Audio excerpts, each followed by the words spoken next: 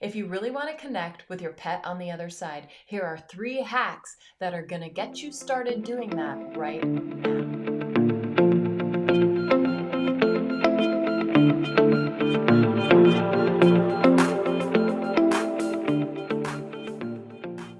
Hi, my name's Danielle MacKinnon. I am an animal communicator. Yes, that means pet psychic.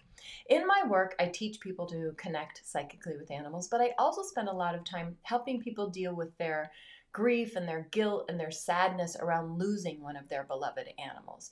I think that a lot of us feel especially badly when we lose a pet because there are a lot of people around us who don't get it. They think we're crazy because we loved our pet so much, or we still love our pet so much, or they think we should be over the grief by now.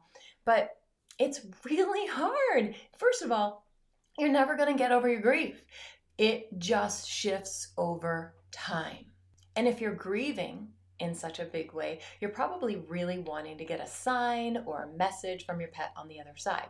You absolutely can, and I'm going to give you the 3 quickie hacks today to do that. But pay attention, because if you don't do the 3rd hack, hack number 1 and 2, they're not going to work. So just know that you have to do all 3. Hack 1 is, a lot of the time when we're missing our pet on the other side, what are we doing?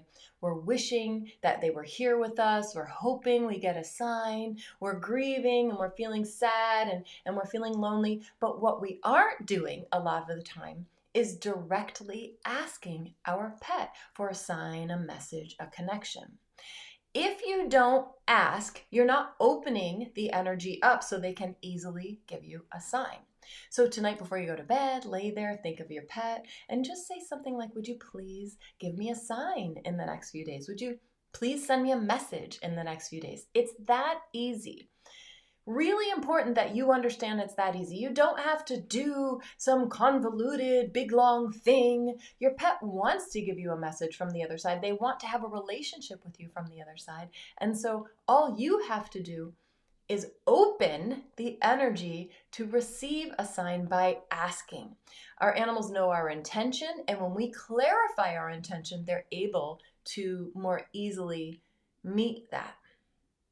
I think a lot of people get jumbled up in their heads thinking they have to do really complicated methods or say things exactly right, and that's really not the case. All you have to do is just make it clear that this is what you would like from your pet. I also just wrote a book about this called The Incredible Animal Afterlife, What Your Pet Really Wants You to Know. And you can find that here. It's actually what animals say about the other side from their perspective through my readings with them. And I hope that helps you as well. Okay, here is hack number 2. The first thing you need to know is that animals have mastered unconditional love. You're going to see me say this all the time on any video you watch of mine. This is a given. This is what they tell me in my communications with them, and this is what they want me to carry through in my message to the world. So what does that mean? That means that they actually know more than us. They have access to more love than we do. They live at a higher vibration than we do. I know this is all real spiritually woo-woo stuff, but just think of it like they have access to all that we don't have access to in our everyday lives. Since we don't have access to all of that all-knowingness like animals do, what do we try to do? We try to control everything. And what does that look like? That looks like me asking my pet for a sign on the other side and me telling them how they need to deliver that sign. Me saying, please give me a sign by having your collar show up in the morning tomorrow morning, right? No, we cannot dictate how they're going to give us a sign. And we can't dictate that because just get ready. So they have the ability, animals have the ability to look at us and know everything about us. So they can look at us and go, oh, you know what? Danielle is going to receive a sign from me the best if I do it this way. I know she's asking for it this way, but I can see in her she'll more easily believe it and trust it and receive the sign if I do it this way. So you kind of have to trust that they're going to figure out the best way to give you the sign, and they're not going to do it the way you tell them. How often did they do everything you told them to do when they were alive, right? It's the the other side. They know what is best for you. So trust that they're going to deliver the sign in the way that is best for you. Really hard to do. That brings us to the third hack. And with this hack, if you don't do this hack, neither one of the other two things you do are going to work. I know, it's annoying. It's very annoying. So we talked about how we can ask. We talked about how we have to ask and let it come to us the way the animal wants it to come to us, and how we can't control that.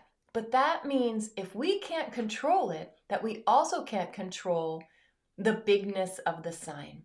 A lot of people will receive signs from their pets on the other side, but then they will actually not believe the sign. And they say things like, well, that's just a coincidence. Or, yeah, no, that one doesn't count. If you can let go of the idea that there are these coincidences they don't matter, and stop throwing all those coincidences away, what happens is you start going, wait a minute, it's not a coincidence, so could there be some intent here? Could this be a sign? The more you contemplate that, and then the more times you find, well, yeah, I think that could have been a sign. How cool. The more you do that, the more you're actually opening up the energy for the animal to send you bigger signs. It doesn't work like you think it works, meaning they don't give you a sign where they're going to knock you over the head first and then give you a whole bunch of little signs. What they do is they give you little signs, little signs, little signs. They get you to build up your trust. They get you to believe. And then when you really are kind of in that faith and that belief, and you're like, wow, I've had these cool signs, then they're able to give you really, really big signs.